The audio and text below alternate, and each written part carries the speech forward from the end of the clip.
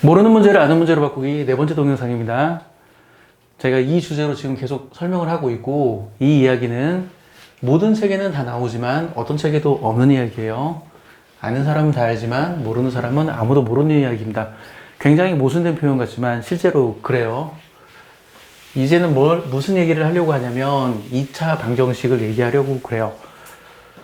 이 모르는 문제를 아는 문제로 바꾸는 건 수학 문제를 푸는 거의 궁극기에 해당해서, 이걸 알면 어지간한 문제는 처음 보는 즉시 풀 수 있어요. 근데 이걸 잘 모르면 배우고 또 연습하고 그래도 문제를 잘 못 풀어요. 그래서 이거를 터득해야 돼요. 제가 이제 학생들한테 물어보죠. 이제 2차 방정식 처음 배우는 학생들한테 2차 방정식이 무엇이다 이런 거 설명을 해준 다음에 그냥 저는 과감하게 그냥 이렇게 물어봐요. 자, 이 2차 방정식으로 풀어봐라 이렇게 물어봐요. 당연히 2차 방정식 못 풀죠. 처음 배우는 학생들이니까. 그럼 제가 물어봐요. 너희들 중학교 1학년 때 1차 방정식 배우지 않았냐? 1차 방정식 배우지 않았냐? 1차 방정식은 풀 수 있지. 2차 방정식은 못 풀지. 야는 왜 풀고 야는 왜 못 풀까? 물어보면 생각이 없는 학생들은 생각이 없고, 대답하는 학생들은 이건 1차식이니까 풀 수 있고 이건 2차식이니까 못 풀어요 이렇게 대답을 하죠. 그러면 제가 이렇게 얘기해요. 이거는 내가 모르는 문제야. 2차 방정식은 내가 못 풀어. 이거는 내가 아는 문제야. 1차 방정식은 내가 풀 수 있네. 그러면 어떻게 하면 내가 2차 방정식을 풀 수 있을까? 물어봐요. 보통은 대답을 못 합니다. 모르는 문제를 아는 문제로 바꾸는 거야. 2차 방정식을 내가 1차 방정식으로 바꾸면 풀 수 있는 거지. 그럼 2차 방정식을 어떻게 하면 1차 방정식으로 바꿀 수 있을까? 이렇게 물어봐요. 또 학생들이 대답을 잘 못해요. 인수분해. 너희들이 이것 때문에 지금까지 열심히 인수분해를 배워온 거야 라고 얘기를 해줍니다. 자, 이 2차 방정식 이렇게 인수분해를 하고 두 수를 곱해서 0이 됐어. 그러면 이게 0이 되든지 이게 0이 돼야겠네. 만약에 이게 0이 되면 이 값이 어떤 값을 가지든지 전체 값이 0이 되고, 또는 이게 0이 되면 이게 어떤 값을 가지든지 전체가 0이 되지. 그러니까 둘 중에 하나가 0이 되면 돼. 그러면 이 방정식을 풀면 되겠네. 이렇게 해서 보통은 2차 방정식은 근이 2개가 나온다. 이런 식으로 제가 설명을 해주죠. 저는 학생들한테 이거 쓰는 거 엄청 강조합니다. 이거 쓰는 거. 문제를 빨리 풀려면 여기까지만 쓰면 그냥 바로 답이 나오잖아요. 여기서 바로 답이 나오는데, 저는 학생들한테 이거 쓰는 걸 엄청 강조해요. 지금은 배우는 단계니까. 익숙하면 건너뛰어도 돼. 하지만 지금은 배우는 단계니까 귀찮고 짜증나더라도 이걸 반드시 적어라. 나 귀찮은 거 싫어하는 사람인데 귀찮은 거 시키는 건 이유가 있는 거니까 귀찮고 짜증나더라도 반드시 적어라. 나중에 2차 방정식 어려운 문제는 이거를 적을 수 있는 능력이 있으면 풀고, 이거를 적을 수 있는 능력이 없으면 못 푸는 문제가 발생하니까 이거 반드시 연습해둬라라고 학생들한테 엄청 강조해요. 자, 지금까지 내용을 다시 요약하면 2차 방정식은 내가 못 풀어. 1차 방정식은 내가 풀 수 있네? 그러면 2차 방정식을 내가 풀려면 어떻게 하지? 모르는 문제를 아는 문제로 바꾸면 되겠구나. 그럼 어떻게 해서 모르는 문제를 아는 문제로 바꿀 수 있는데? 인수분해를 하면 되겠네. 그래서 우리가 인수분해를 배우는 거다. 이런 식으로 얘기를 해줘요. 물론 고1 때도 3차 방정식, 4차 방정식을 배우죠. 근데 3차 방정식, 4차 방정식 푸는 것도 결국은 인수분해를 해서 푼단 말이죠. 그러니까 모르는 문제를 아는 문제로 바꾸기 위해서 바꿔서 문제를 푸는 거죠. 이렇게 해서 2차 방정식에 관련된 예제를 학생들한테 몇 개 가르쳐 준 다음에 제가 학생들한테 이거 물어봐요. 이렇게 생긴 3차 방정식 풀어봐라. 이렇게 물어봐요. 저는 그럽니다. 이렇게 2차 방정식 몇 개 설명해 준 다음에. 그러면 수학을 어느 정도 하는 학생들은 바로 제가 무엇을 뜻하는지 감이 와요. 그래서 바로 대답을 해줘요. 근데 수학을 못하는 학생들은 또 대답을 못해요. 이거를 풀 줄 아는 거랑 이거를 풀 줄 아는 거랑 똑같은 능력임에도 불구하고 대답을 못하죠. 그래서 제가 얘기를 하죠. 야, 이거랑 똑같은 거야. 세 개를 곱해서 0 된 거잖아. 이게 0이든지 이게 0이면 되네. 그러면 이게 0이면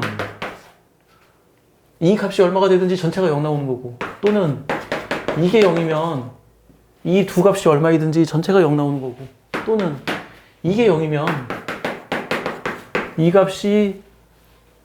값이 얼마가 되든지 전체가 0 나오는 거다. 그래서 이렇게 방정식을 푸는 거다라고 학생들한테 얘기를 해줘요.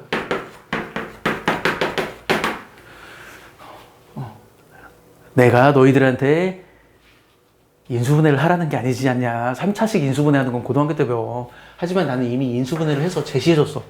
인수분해를 해서 제시해줬으니까 그냥 인수분해 된 거 보면 아, 이렇게 바꾸면 되겠구나. 3차 방정식은 내가 못 풀어. 하지만 1차 방정식은 풀 수 있는데, 그러면 3차 방정식은 내가 모르는 문제인데 이걸 어떻게 풀 수 있을까? 아, 내가 1차 방정식 아니까 1차 방정식으로 바꿔야겠구나. 1차 방정식으로 바꿔야겠구나.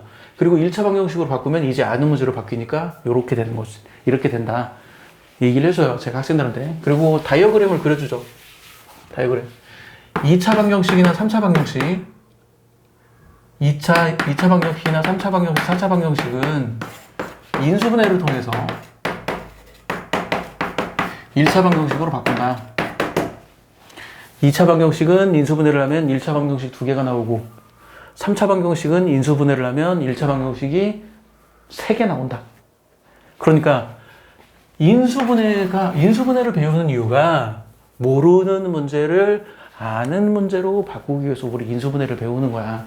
그래서 우리가 그렇게 인수분해를 많이 연습했던 거야. 이렇게 학생들한테 얘기해주고, 고등학교 1학년 때도 나머지 정리, 인수정리, 조립제법 이런 걸 이용해서 인수분해를 배우잖아요. 고등학교 1학년 과정에서. 근데 학생들이 나머지 정리, 인수정리, 조립제법 그런 거 배운 학생들한테 야, 3차 방정식 풀어봐. 그러면 못 풀어. 야, 이거 인수분해해서 하는 거야. 그러면 아, 진짜요? 이렇게. 그러니까 학생들이 책에 다 적혀 있어요. 이거 인수분해 해라.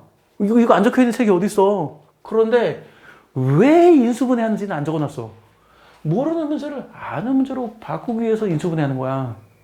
이 왜 인수분해 하는지는 안 적어 놓으니까 학생들이 왜 인수분해를 해서 2차 방정식을 푸고 3차 방정식을 푸는지 학생들이 전혀 몰라요. 어차피 이 툴은 똑같은 건데. 제가 앞 동영상에서 얘기했죠. 미지수가 2개인 연립 1차 방정식을 풀 수 있으면 원리적으로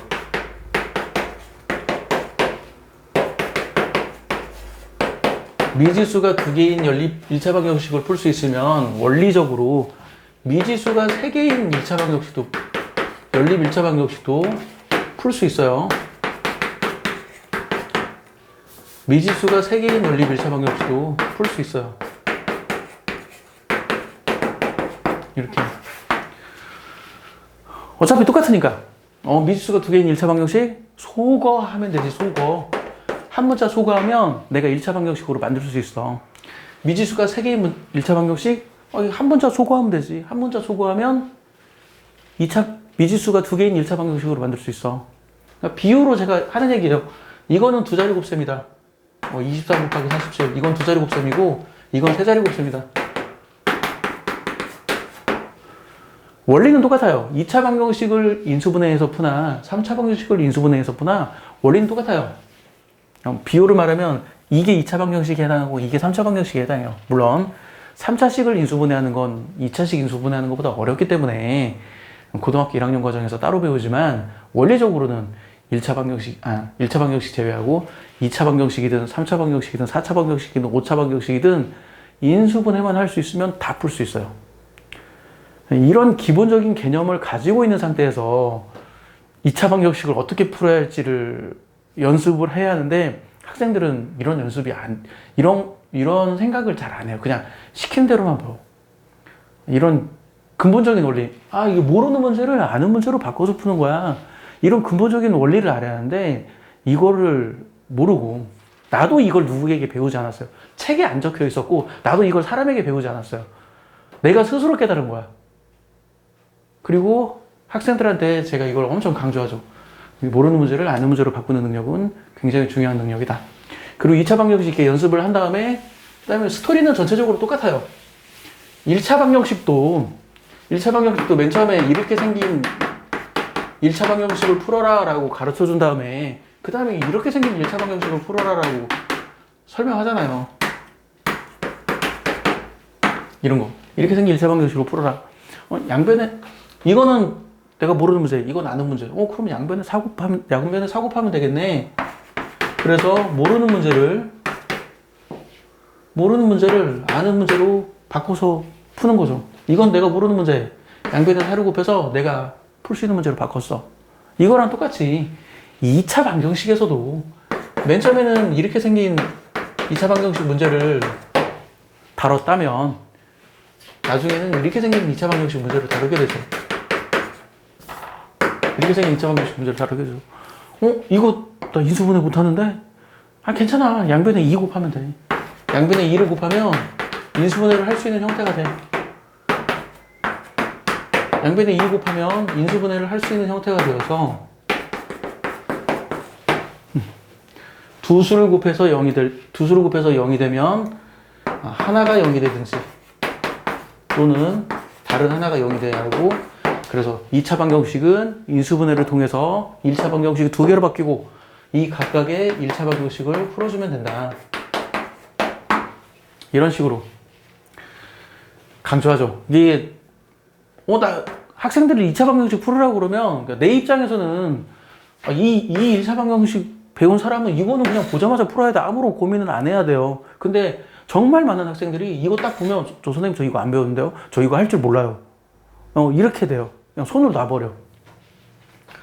모르는 문제를 아는 문제로 바꾸면 되지. 이걸 학생들한테 제가 엄청 강조합니다. 이것도 마찬가지예요. 이런 2차 방정식 가르쳐 준 다음에 이런 2차 방정식 풀으라고 그러면 학생들이 저 이거 인수분해 할 줄 모르는데요? 저 이거 그리고 손을 놔버려. 그럼 제가 또 똑같은 얘기 반복해요. 모르는 문제를 아는 문제로 바꾸면 되지. 그럼 풀 수 있는 거잖아. 이게 모르는 문제를 아는 문제로 바꾸기를 이용해서 푸는 거예요. 그래서 우리가 배우는 중고등학교, 내가 배울 때도 마찬가지고 중고등학교, 초중고 학생들이 배울 때도 항상 머릿속으로 내가 이 문제를 내가 못 풀겠어. 처음 보는 형태의 문제야. 근데 이거를 내가 어떻게 해야 아는 문제, 내가 알고 있는 형태로 문제를 바꿀 수 있지? 이 생각을 평소부터 꾸준히 해야 처음 보는 유형의 문제도 풀 수 있어요.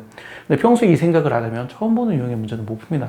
그래서 다시 강조하죠. 이 동영상 촬영 시작할 때 했던 얘기지만 모르는 문제를 아는 문제로 바꾸는 기술은 문제풀이의 궁극기이고, 이걸 터득하면 어지간한 문제는 그냥 보는 즉시 풀 수 있어요. 어지간한 문제는. 물론 출제자가 맘먹고 어렵게 낸 건 못 풀어도 어지간한 문제, 아주 기초적인 문제는 그냥 보는 즉시 풀 수 있어요. 그래서 이 능력을 터득하면 되고, 그 다음 얘기는 뭐냐면 이제 열심히 인수분해 얘기했죠. 인수분해가 안 되면 어떻게 하는데? 인수분해가 안 될 때는 2차 방정식을 어떻게 푸는데? 그거에 대한 대답이 여기 있습니다. 동영상 공개되어 있다면 여기에 그거에 대한 대답이 있을 거예요. 밝히겠습니다. 마칠게요.